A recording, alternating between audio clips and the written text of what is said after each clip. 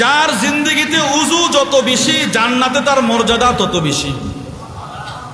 মুসলিম শরীফের হাদিস, আবু হুরায়রা রাদিয়াল্লাহু তাআলা আনহু থেকে বর্ণিত। قال النبي صلى الله عليه وسلم, আল্লাহর নবী একদিন সব সাহাবাদের সামনে আইসা দাঁড়াইলেন। আল্লাহর রাসূল দাঁড়িয়ে বললেন, আলা আদুল্লুকুম আলা মা ইয়ামহুল্লাহু বিহিল খাতায়া। ও সাহাবারা, আমি কি তোমাকে এমন একটা আমলের কথা বলে দিব যে আমল তোমাদের গুনাহগুলোকে মিটায়া দিবে? সুবহানাল্লাহ বলেন। ওয়া ইয়ারফাউ বিহিদ দারাজাত, যে আমল তোমাদেরকে জান্নাতে মর্যাদা বাড়ায়া দিবে।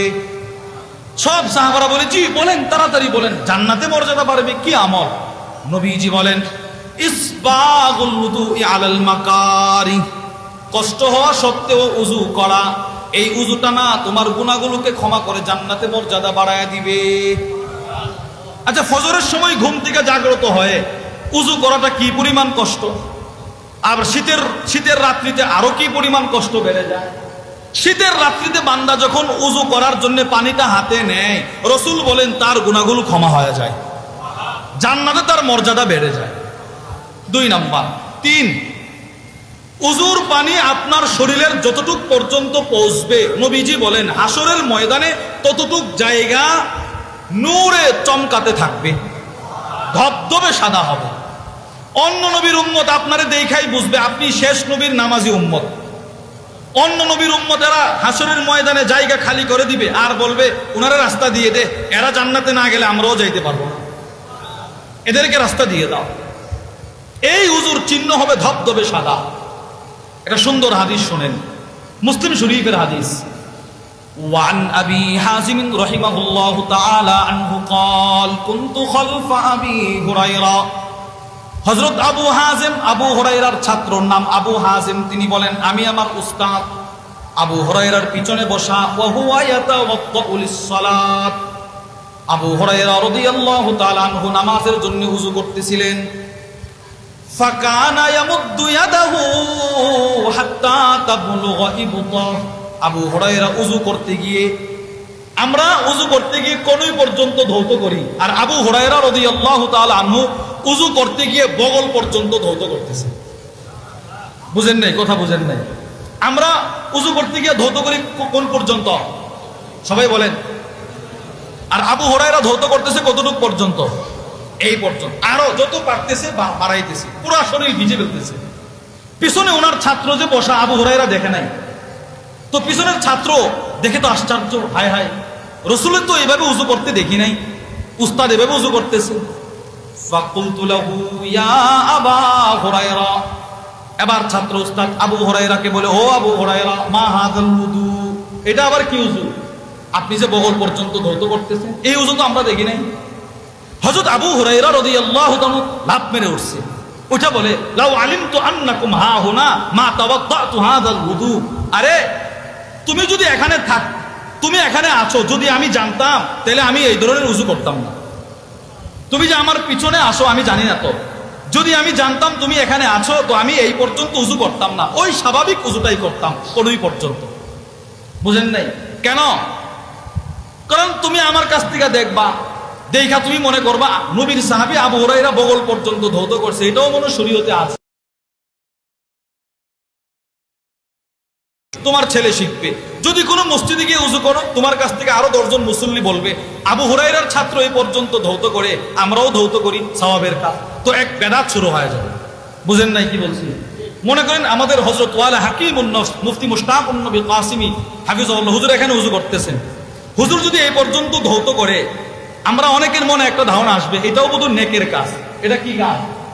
তো এবার আপনিও গিয়ে আরেক মসজিদে ধৌত করবেন, আরেকজন বলবে তুমি এইভাবে উযু করতেছো, তাহলে আমি বড় হুজুরের কাছ থেকে শিখছি, এইভাবে এক বেদাত শুরু হবে। তো আবু হুরায়রা বলে, তুমি এখানে আসো, যদি আমি জানতাম এইরকম উযু করতাম না। তো করলেন কেন? তো সামি'তু খালিলি সাল্লাল্লাহু আলাইহি ওয়াসাল্লাম, আমি আল্লাহর নবীকে একটা হাদিস বলতে শুনছি। কি হাদিস? ক্বালান নবী সাল্লাল্লাহু আলাইহি ওয়াসাল্লাম, আল্লাহর রাসূল বললেন, আল্লাহর নবীজি বলেন, তাবলুগুল হিলিয়াতু মিনাল মুমিন হাইসু ইয়াবলুগুল ওয়াদু। উযুর পানি মুমিনের যতটুকু পর্যন্ত পৌঁছবে, পুরাটা হাসরের ময়দানে ধবধবে সাদা আলোকিত হবে।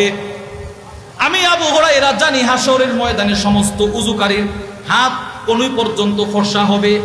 আমি আবু হুরায়রা চাই আমার হাতটা কনুই পর্যন্ত না হয়, যেন পুরাটা শরীর ধবধবে সাদা হয়ে যায়। এই জন্য আমি এই উজুটা করতেছি। এটা আমরা করি নাই, আর করব না, তুমিও কখনো করবা না। তাহলে বেদাত শুরু করো। তাহলে হাদিস থেকে আমরা বুঝলাম উজুর পানি যতটুকু পর্যন্ত যায় পুরাটাই কি হবে? হাসরের ময়দানে আলোকিত। বলেন কি হবে? সবাই বলেন কি হবে? 4, উজুর পরে একটা দোয়া আছে, একটা দোয়া এখন ছেড়ে দেব। যদি উজু করেন তো এই দোয়াটা পারলে পড়বেন। নবীজি বলেন এই দোয়া কেউ যদি পড়ে হাসরের ময়দানে আল্লাহ জান্নাতের 8টা দরওয়াজা তার জন্য খুলে দিবে। আর আল্লাহ নিজে বলবে তোমার যেই দরজা দিয়ে মনে চায় জান্নাতে চলে যাও। মুসলিম শরীফের হাদিস, সুন্দর একটা হাদিস।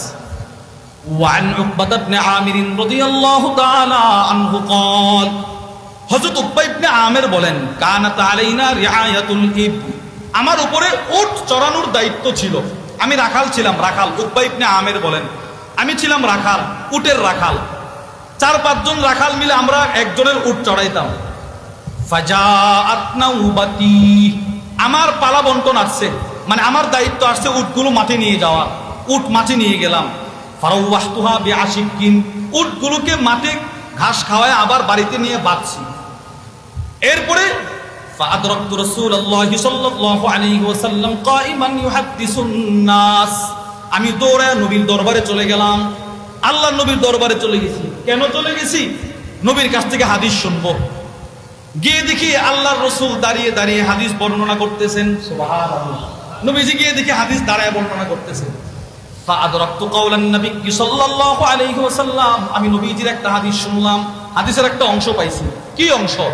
ক্বালান নবী সাল্লাল্লাহু আলাইহি ওয়াসাল্লাম, আল্লাহর নবী বলেন মা মিন মুসলিমিন ইয়াতাওয়াদ্দা, কোন মুসলমান যখন ওযু করে, বলেন কোন মুসলমান যখন কি করে?